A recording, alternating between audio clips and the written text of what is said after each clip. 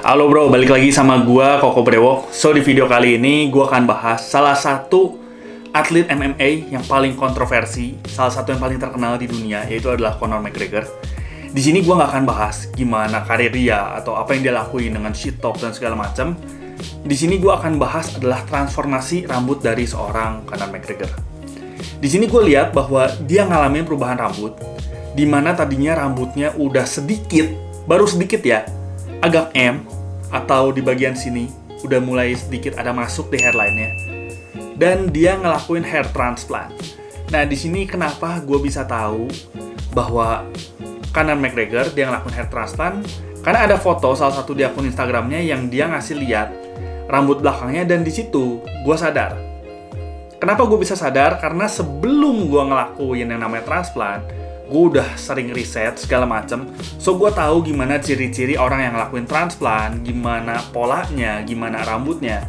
So gue tahu. Nah di sini kalau kalian bisa lihat, di sini akan gue zoom dan akan gue kasih lingkaran. Nah di sini kelihatan bahwa di bagian rambut belakang itu agak berjarak, beberapa agak bolong-bolong gitu, berjarak kelihatan. Nah, ketika rambut hasil transplant itu pendek, pasti kelihatan. Kenapa? Karena area donor di belakang sini itu yang diambil.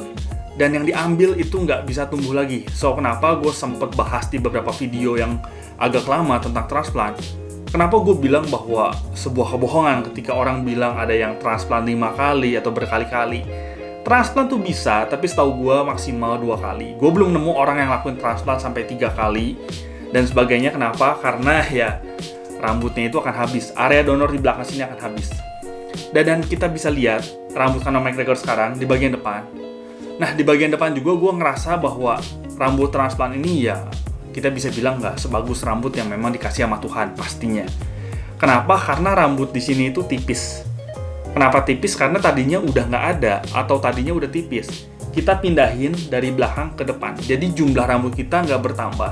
Dari jumlah rambut kita yang udah agak sedikit, gimana caranya kita otak-atik, kita pindah-pindahin supaya dia bisa ngasih looks yang proper. So, kalian bisa lihat juga di area depan sekitar 1 cm di sininya, karena dia nambah ke depan tuh menurut gue sekitar 1 cm. Jadi agak nambah sedikit untuk sampai ke sisi sini. Itu kelihatan lebih tipis. Walaupun polanya rapi, tapi kelihatan lebih tipis. Tapi sebenarnya dia juga nggak ngalamin kebotakan yang parah, so walaupun udah agak masuk, ketika udah ngelakuin transplant, memang nggak gitu kelihatan berbeda. Mungkin kalian nggak sadar juga karena memang dia nggak ngalamin kebotakan yang parah. So ketika kalian nggak ngalamin kebotakan yang parah, walaupun di depannya itu lebih tipis, tapi belakang volumenya itu tebel, itu nggak terlalu kelihatan. Beda sama gue yang ngalamin kebotakan parah. So kalau kalian lihat dari video kayak gini, mungkin rambut gue ini kelihatan cukup tebel. Tapi kalau misalnya kalian ketemu asli, atau gue ngaca aja di cermin, itu kelihatan bahwa rambut tipis.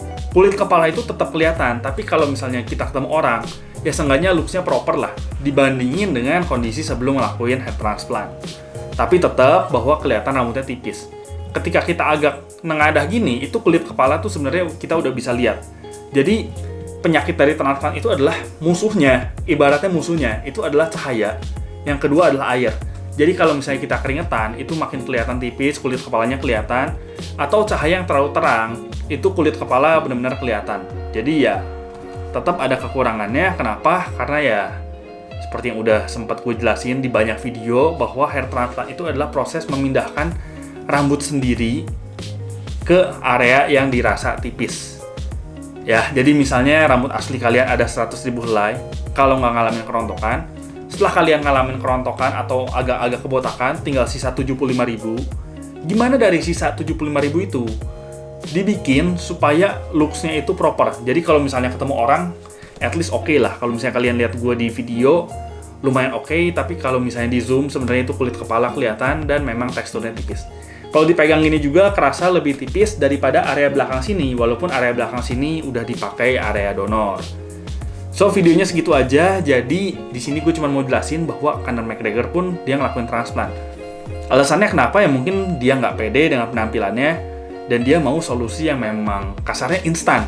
Di sini instan bukan berarti hasilnya sangat cepat, tapi ketika kalian udah ngelakuin satu tindakan sekali hit dan kalian kasarnya bisa nggak ngelakuin apa-apa lagi. Karena di metode transplant ini, setelah kalian lakuin transplant, kalian bisa memilih nggak melakukan apa-apa, nggak melakukan perawatan sama sekali, itu bisa. Jadi, ya banyak orang-orang penting yang memang pasti mereka nggak punya waktu, apalagi mungkin kalau kayak Connor gini, mungkin dia banyak keringetan segala macam, nggak ada waktu untuk ngoles lagi segala macam.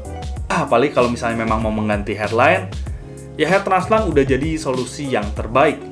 So buat kalian yang mau ngelakuin hair transplant, kalian bisa hubungi nomor atau kontak di atas ini. Oke, videonya segini aja. Gua Koko Brewok pamit dulu.